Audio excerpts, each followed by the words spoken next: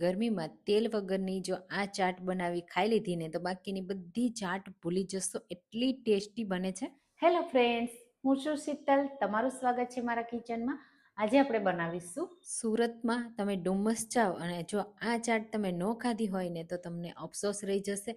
એટલી ટેસ્ટી બને છે અને બનાવી તો એકદમ સિમ્પલ એ જ રીતે આપણે ઘરે બનાવીશું. તો ચાલો બનાવી. એ રીતે ચાટ બનાવવા માટે આપણે 2 મકાઈ લેશું. તો મકાઈ અત્યારે તમને કોઈ પણ સિઝનમાં હવે મળી જાય છે.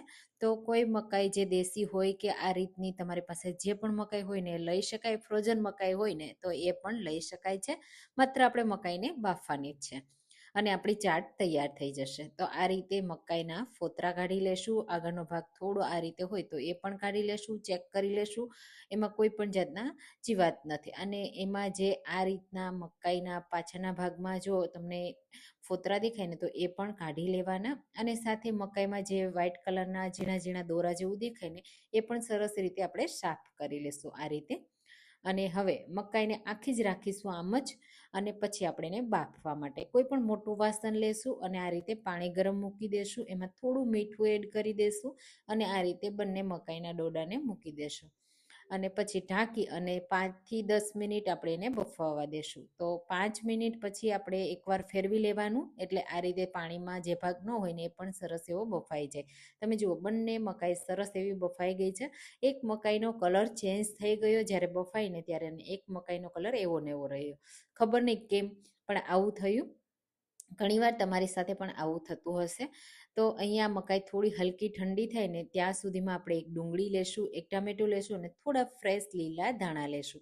બધી વસ્તુને આપણે કટ કરી લેશું. તો ઝીણું કે મોટું જેવું તમને કટિંગ પસંદ હોય ને એ રીતે. ચાટમાં હંમેશા થોડું ઝીણું કટિંગ જ હોય છે તો ખાવામાં મજા આવે છે.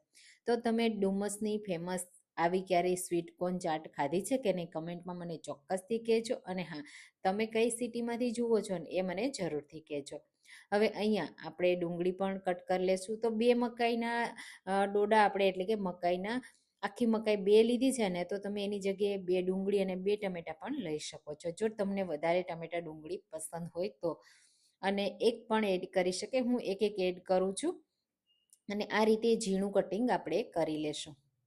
તો ડુંગળી આ રીતે કટ કરી લીધી. તમે ચોપરમાં પણ કટ કરીને લઈ શકો છો. તો તમને ગરમીઓમાં જો તેલ વગરનું ખાવું હોય, વેટ લોસમાં પણ જો તમારે ચાટ ખાવી હોય ને તો પણ આ ખવાય એવી છે. બાળકોના લંચ બોક્સમાં પણ તમે આ ચાટ બનાવીને આપી શકો છો. અને ખાસ કરીને મને તો ગરમીમાં તેલ વગરનું ઓછું ખાવાનું પસંદ છે, મતલબ તેલ ઓછું ખાવાનું પસંદ છે. એટલે હું ઓલમોસ્ટ તેલ વગરનું જમવાનું બનાવતી હોઉં છું.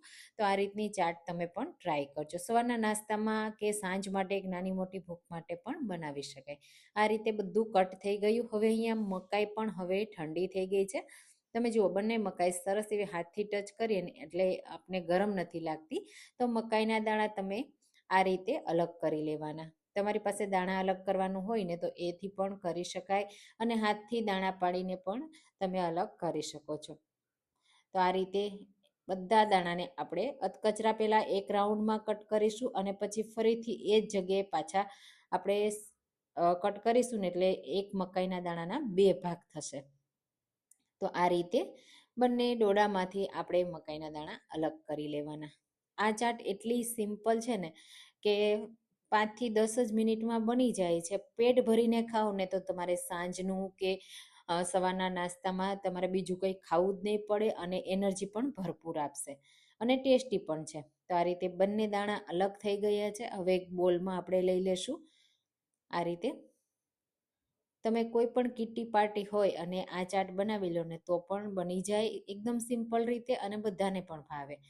હવે જે આપણે લીલા ધાણા કટ કર્યા છે તે ડુંગળી અને ટામેટા એડ કરી દેશું અને સાથે થોડા મસાલા એડ કરીશું. એમાં થોડું લાલ મરચું પાવડર અને ચાટ મસાલો 2 ચમચી જેટલો ચાટ મસાલો એડ કરવાનો, એનાથી ચટપટો ટેસ્ટ આવશે.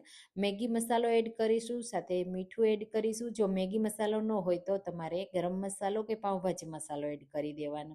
સાથે 2 ટીસ્પૂન ટોમેટો સોસ. અને જો તમારે સુરતી ગ્રીન ચટણી એડ કરવી હોય ને તો એ પણ એડ કરી શકાય, પણ આ જે સ્પેશિયલ ચાટ છે ને એમાં એડ કરવામાં નથી આવતી તો મેં નથી એડ કરી. સાથે ખટાશ માટે લીંબુનો રસ એડ કરી દેશું અને મિક્સ કરી દેશું. તો આ ચાટ તૈયાર થઈ ગઈ છે. પણ એમાં સાથે 2 વસ્તુ ઉમેરવામાં આવે છે, એ આપણે પછી ઉમેરીશું. તો એનાથી જ ચાટ છે ને એ ટેસ્ટમાં સુપર ટેસ્ટી લાગે છે. પહેલાં આ રીતે બધું મિક્સ કરી દઈશું. તમે જુઓ, તેલ વગર કોઈ પણ વસ્તુની જરૂર ના પડી અને તેલ વગરની ચાટ રેડી થઈ ગઈ. તો બસ આ રીતે મેં મિક્સ કરી લીધું. સરસ એવું મિક્સ કરવાનું, એટલે ટોમેટો કેચઅપનો ટેસ્ટ છે ને બધા દાણામાં સરસ એવો લાગી જાય. બસ આ રીતે તૈયાર થઈ ગયું. હવે આપણે એને સર્વ કરી લઈએ. તો આ રીતે કોઈ પણ પ્લેટ કે જે બોલ આવે ને એમાં આપણે સર્વ કરવાનું. આ રીતે હું પ્લેટમાં સર્વ કરું છું. અને આ ચાટમાં સ્પેશિયલ ગ્રીન સેવનો યુઝ થાય છે. હું અહીંયા યલો સેવ યુઝ કરું છું. જો તમારી પાસે ગ્રીન સેવ હોય તો એ એડ કરવાની. જે કુંભણિયા સેવ આપણે બનાવીએ ને તે, અને સાથે એક આ ચીઝ. તો ચીઝ તમને ઓછું કે વધારે જેટલું પસંદ હોય ને એટલું એડ કરવાનું. હું અહીંયા એક પ્લેટમાં 1 ક્યુબ એડ કરું છું.